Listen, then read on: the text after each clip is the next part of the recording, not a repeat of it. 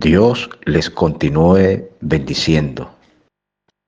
Bendecido día para todos. Bendecido día para todas.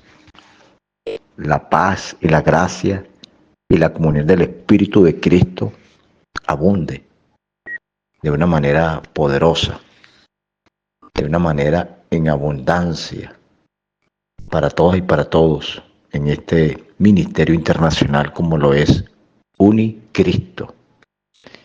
Es decir, que estamos unidos en Cristo, compartiendo, transmitiendo, dando a conocer en este tiempo maravilloso el Evangelio del Reino, el Evangelio de la gracia, el Evangelio de la misericordia del Señor, el Evangelio del amor, de la paz, de la justicia.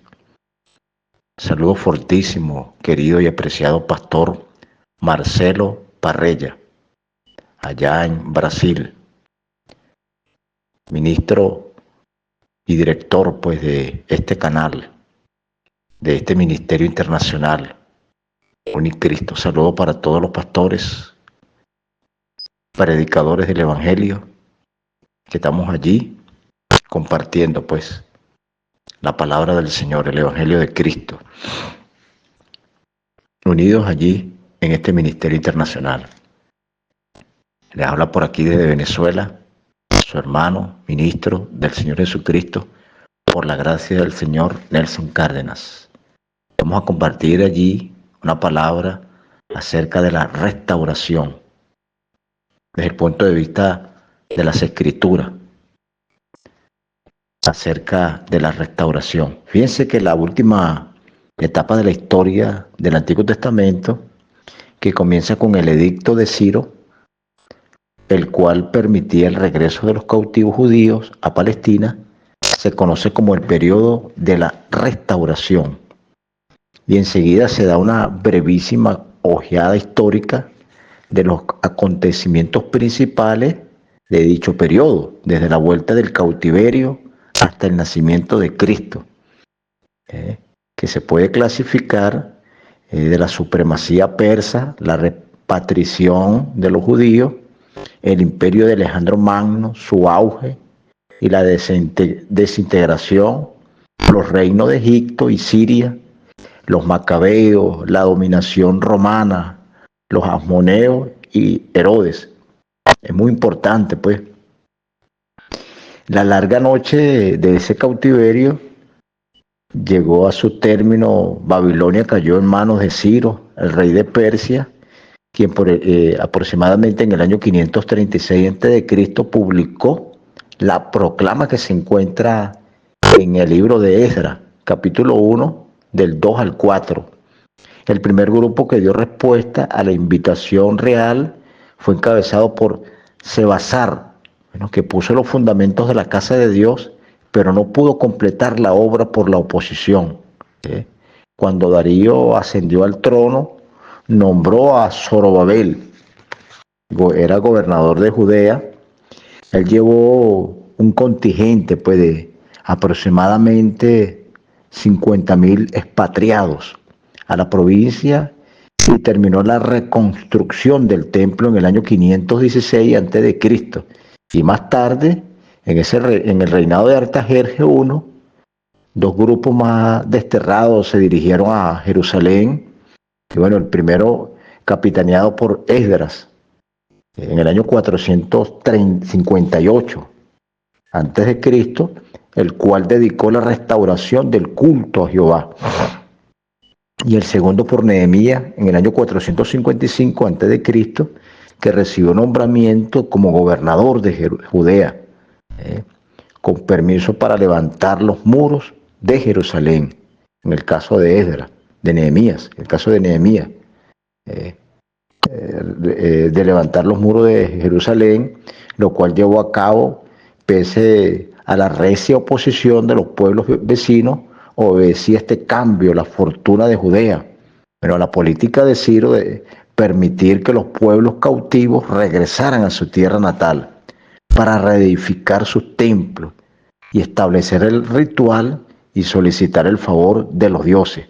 Pero los años del destierro no habían transcurrido sin obrar notables cambios en la vida política y religiosa de los judíos. Entre los más destacados figuraban lo siguiente, pues el abandono de la idea monárquica como foco de unidad nacional y la adopción de un gobierno teocrático que abarcará tanto a los judíos de Palestina como a los de la dispersación. Fíjese que en el rechazo definitivo de la idolatría y del politeísmo, la adopción del aramaico como dialecto popular y el establecimiento de sinagogas en todos los centros de población judía. Bueno, gracias a esta innovación, los judíos que pudieron mantener viva su fe religiosa a pesar de su alejamiento de la madre patria, el imperio de Alejandro Magno también, su auge y la desintegración. A su regreso a Palestina, los judíos constituyeron una nación independiente de los persas, hasta el derrocamiento de estos, pues, de estos, por los invencibles falageos pues, de Alejandro Magno, quien habiendo sometido a Grecia, atravesó el espanto pues, y venció las tropas persas en el graníco Misia, pues, y en eso hizo los confines de Siria. Después, poco tiempo, subyugó las ciudades fenicias, incorporó también a Egipto y a Palestina a su imperio, aproximadamente en el año 332 a.C., y luego atravesando el Éufrates y el Tigre, venció totalmente a Darío en la gran batalla de la Cauamelia, cerca de Arbelia, pues, en el lugar de Asiria, y en segundo se adueñó de todos los dominios de Persia hasta la India, y Alejandro trató con extraordinaria mangaminidad a los hebreos, exonerándolos de tributos durante los años sabáticos, además de concederles entera libertad de culto y del gobierno, pues. Y fíjense también que la muerte repentina del conquistador, los recelos y las rivalidades entre sus generales y el hecho de que no había designado el sucesor, precipitó una situación caótica, de la que surgió como resultado final fraccionamiento del vasto imperio macedónico en 4 reinos, siendo Egipto y Siria los que estaban más estrechamente vinculados con la política de Palestina. El reino de los Ptolomeos en Egipto, con su capital de Alejandría, Ptolomeo, y la Filadelfos, el número 2, se enseñoreó de Egipto. Y Cirene, Licia, pues, y Chipre y Palestina, y Egipto y el mismo Palestina vinieron a formar las posesiones Laomedón, hasta que Ptolomeo se adueñó de ella. Este cambio, sin embargo, no trajo paz al país, puesto que en virtud de ser estado fronterizo entre Siria y Egipto, Palestina se constituyó en la manzana de la discordia entre dichas potencias rivales, cayendo ya en manos de la una o de la otra. Pues por fin Ptolomeo logró apoderarse definitivamente de ella, incorporándola a los dominios. La condición de los judíos bajo los Ptolomeos era tranquila y feliz, pues se le concedió el libre ejercicio de sus leyes y de cultos. Y también es importante destacar que muchos fijaron su residencia en Alejandría, ciudad que llegó a ser continuo, siendo por mucho tiempo un importante asiento de población judía, y el resultado más halagueño de esta colonización fue la traducción del Antiguo Testamento del hebreo al griego, versión que se conoce hoy como la Septuaginta o la de los 70, pues por ser la obra de aproximadamente 70 escribas. Es importante también destacar el reinado de los seleucidas, pues en Siria, con su capital en Antioquía. Los dominios de Antíoco I, de 280 al 260 aproximadamente antes de Cristo, excluyendo Asia Menor, la septentrional y la Galacia, se extendieron desde Tracia en Europa, pues hasta la frontera de la India, en el año 198 a.C. Y Antíoco III arrebató a Palestina de los Ptolomeos durante el tiempo que era dependencia de esta potencia, especialmente bajo el reinado de Antíoco IV. Bueno, y se persiguió la política de la helenización con rigor. Fue en el año aproximadamente 167 a.C. Por el decreto real, la ley fue declarada abolida y la guarda del sábado prohibida, pues el templo parcialmente destruido y fueron celebrados en el servicio dedicado a Júpiter, semejante a la política, pues sin embargo militaban contra el fin que perseguía de efectuar la unidad de cultura en el territorio de Ciro y estuvo destinada a fracasar. Es importante también recordar que los macabeos, la tiranía sacrilega de los ciros, que llegó a ser intolerable para con los judíos piadosos, bueno, provocó una revuelta iniciada pues, también pues, por el veterano sacerdote Matatías, el Asmoneo, que residía en Modín, a 25 kilómetros al noreste de Jerusalén, el cual con sus valientes hijos se lanzó a la desesperada lucha contra la audacia de los opresores para reconquistar el derecho de adorar a Dios conforme a la ley de Moisés. Y fíjense que también muerto Matatías, Judas, el más aguerrido de los hijos de sus hijos, encabezó el pequeño ejército patriótico de patriotas y con su táctica de guerrilla pudo repelar a los adversarios en Betorón y en Emaús en el año 164 a.C. y llevó sus fuerzas a Jerusalén. Logró dominar toda la ciudad, al menos la ciudad que quedó en manos del enemigo. Procedió en segunda a rehabilitar el templo y restaurar el ritual mosaico. Acto seguido que envió expediciones punitivas contra los moabitas e idumios que se levantaron contra él y a otras en el auxilio de los judíos en Galilea, trasladando a sus correligionarios de estos lugares a Jerusalén.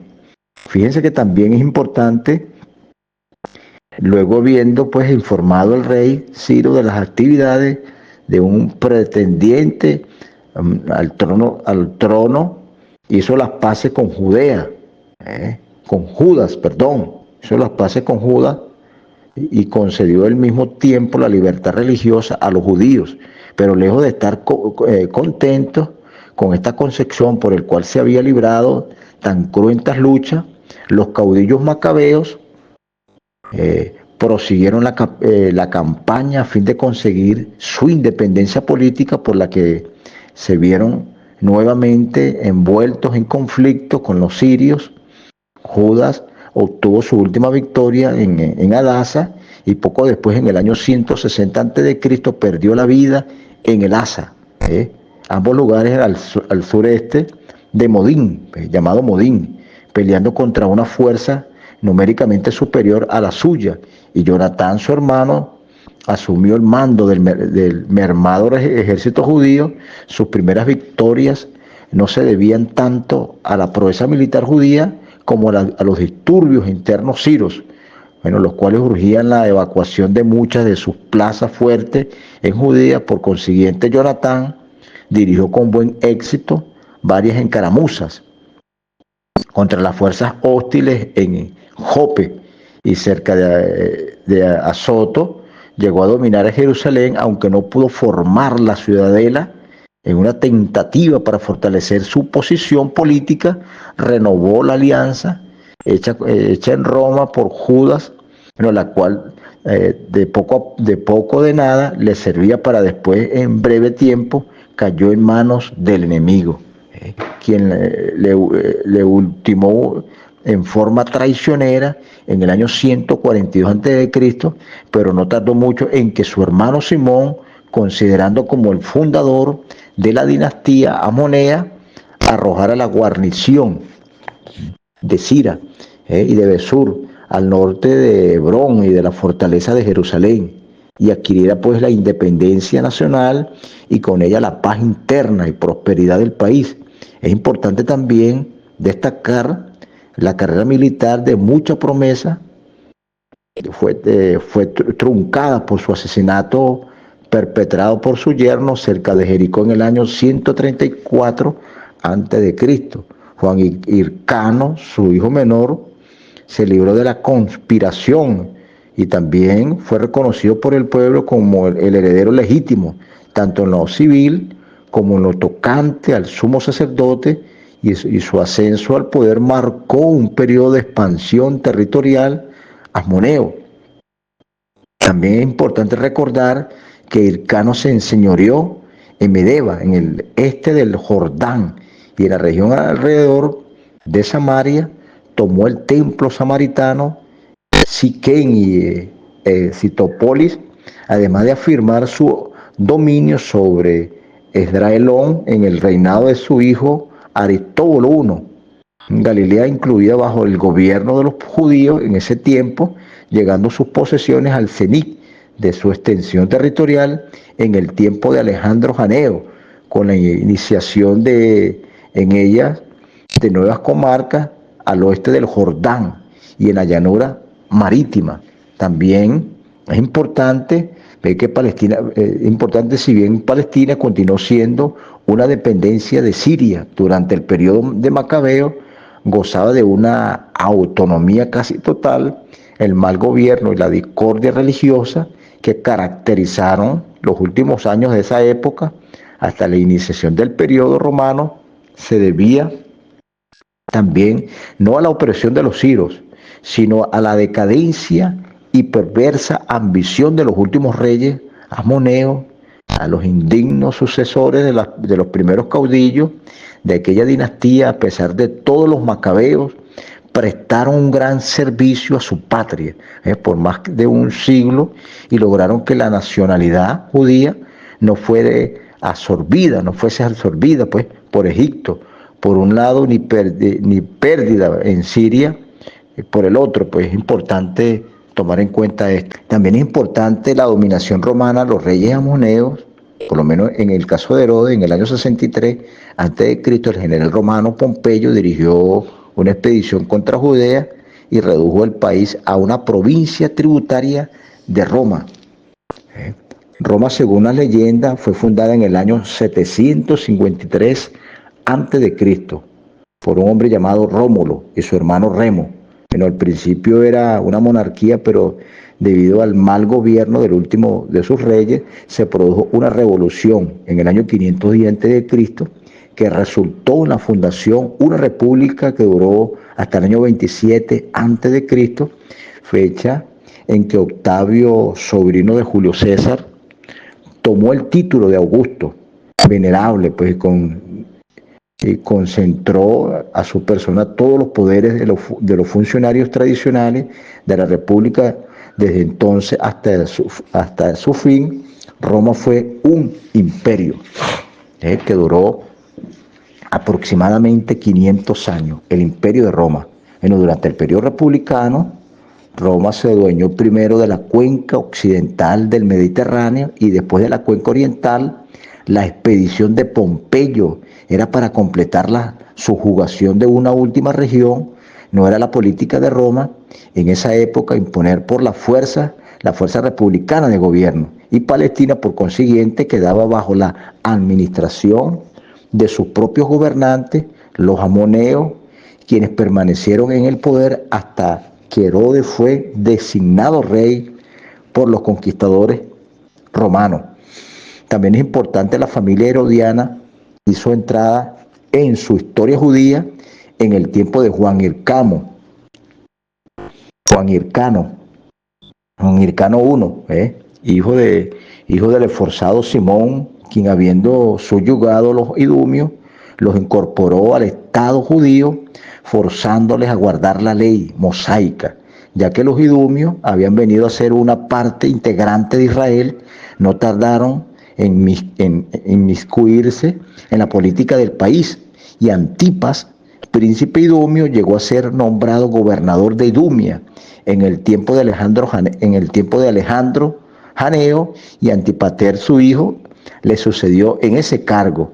Antes de morir el rey Asmoneo, Alejandro Janeo dispuso que su viuda Alejandra continuara el gobierno civil aconsejada por los fariseos, y designó a su hijo Juan Hircano II como sumo sacerdote. Fíjense que es importante destacar esta historia pues que estoy relatando, que estoy compartiendo allí, dando esta historia acerca de la restauración. A la muerte de Alejandro, sumo sacerdote, heredó también el gobierno civil, pero su hermano Aristóbulo, mediante un golpe de estado, lo derrocó. Y Antipas aprovechó esta circunstancia para trabajar amistad con Juan Hircano II, y mediante una serie de intrigas fomentó la rivalidad entre este príncipe inecto y su hermano más enérgico en provecho suyo. Es importante también recordar o resaltar, en recompensa por su ayuda, a su campaña contra Egipto, y César nombró a Antipater procurador de Judea y a su títere Hircano II la designó enarca. Enseguida los judíos organizaron una tenaz oposición al poder idumeo, y Antipater fue asesinado 4 años después de su ascenso al gobierno. También es importante que Marco Antonio nombró en su reemplazo a sus 2 hijos, Fasael y Herodes, atacados duramente por las tropas de los Antígonos. El hijo Aristóbulo II, último rey del linaje asmoneo, y los partos. Fíjese, Fasael fue capturado y luego se suicidó. Este hombre se suicidó, y Herodes, respaldado por las fuerzas imperiales, continuó la lucha contra Antígono y los partos. Pues, poco tiempo después, Jerusalén fue tomada por asalto, y la instigación de Herodes, Antígono fue asesinado, siendo confiscados sus bienes.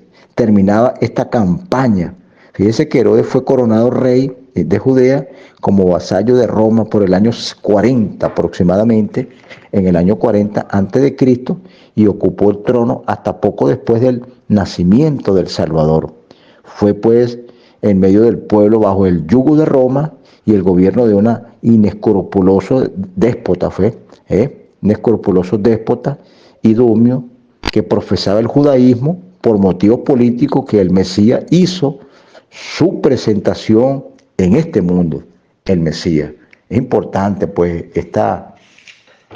tomar en cuenta esta palabra maravillosa que hemos compartido en la noche de hoy acerca de la historia pues del Antiguo Testamento, haciendo un recuento allí de la restauración.